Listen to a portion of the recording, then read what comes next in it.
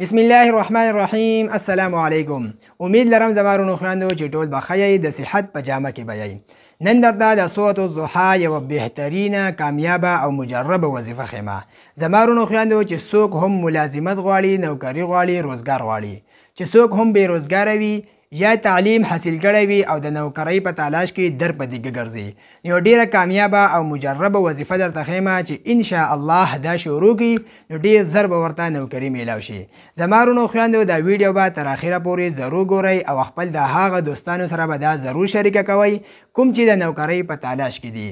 زما ورونو خویندو د سورة الضحی وظیفه ده، دا یو ډیره کامیابه وظیفه ده چې څوک هم نوکرۍ په تلاش کې وي هغه سحر مونځ وکړي او د مانځه نه بعد 3 پیرې دا سورة الضحی ووایي.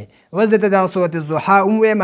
سورة الضحی چې دی دا په قرآن مجید یو صورت مبارک دی او په 30مه سپاره کې دی چې دا څوک 3 پیرې د سحر د مانځه نه بعد وایي ان شاء الله ډېر زر به ورته نوکري ملازمت میلاو شي او دا یوه ډېره کامیابه او مجربه وظیفه ده.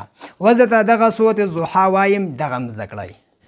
بسم الله الرحمن الرحيم والضحى والليل إذا سجى ما ودعك ربك وما قلى وللآخرة خير لك من الأولى ولسوف يعطيك ربك فترضى ألم يجدك يتيما فآوى ووجدك ضالا فهدى ووجدك عائلا فأغنى فأما اليتيم فلا تقهر وأما السائل فلا تنهر وأما بنعمة ربك فحدث. نو دوستانو دا سورة الضحی کوم چې د قرآن مجید په 30مه سپاره کې دی چې څوک هم دغه د سهار د مانځه نه بعد 3 پیرې وایي نو ان شاء الله ډېر زر به ورته نوکري ملازمت میلاو شي. دغه یو ډیره بهترینه کامیابه او مجربه وظیفه وه.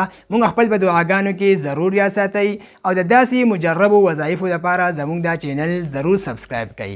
جزاک الله.